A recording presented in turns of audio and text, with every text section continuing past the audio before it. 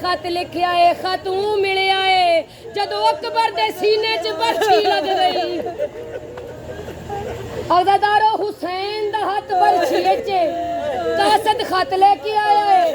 मौला अकबर आखे है बाबा जल्दी पढ़ दे, मेरी बहन दा खत आया है, ओ किते मेरियां सावां ना मुक जावन, ओ मेरी सावां ना मुक जावन, मेरी बहन दा खत पढ़ दे। अज़ादारो मौला हुसैन अकबर बादशाह दे सामने अपनी धी दा खत पढ़ना शुरू किया। खत दे ऊपर पहली गल लिखी है, हाय खत आया सुगरा दा वीरा याद तेरी बहु आवे। हाय खत आया सुगरा दा वीरा मातम करो तेरे बजम च मातम जाए गए सीने ते हाथ मार।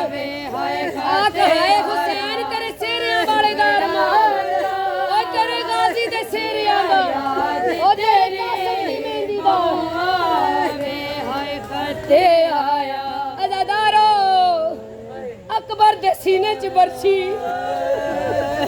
अज़ादारो अकबर दे सीने ते गठड़ी रखी। अज़ादारो मौला हुसैन गठड़ी रखी जड़ी सुगरा भेजी। गठड़ी खोली, गठड़ी चो सेहरा कढ़िया। हाय हाय गठड़ी चो सेहरा कढ़िया है।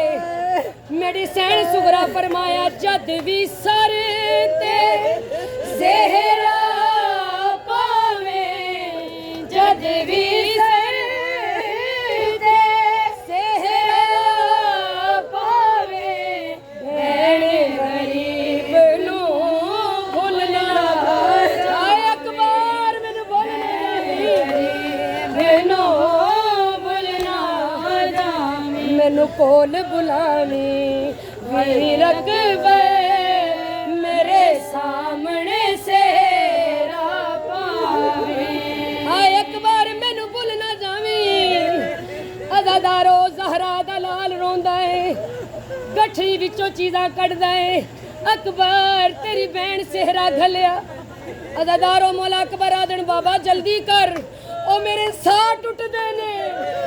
अज़ादारो मौला हुसैन मदीने वल वेख्या देनू वेले खत तेरा मिले बचड़ी, ओ वेले खत तेरा मिले बचड़ी, जे वेले वीर को बरछी लग गई। हाय होए ओए किथे बैठे सुन दे पे बरछी लग गई। हुण ला दे तांगा वीर दिया, हाय सैयद मेरे पावे।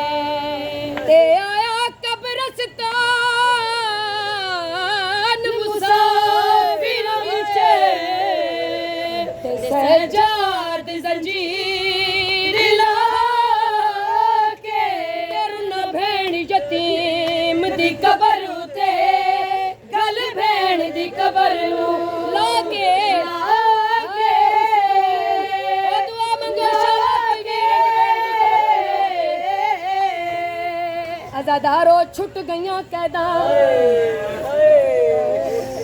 अज़ादारो सज्जाद उस भेण दी कबर ते आया जिन्नू बड़ा शौक है वापस जान दा। हाय हाय जिन्नू बड़ा शौक है वल्लन दा, वतना ते वल्लन दा।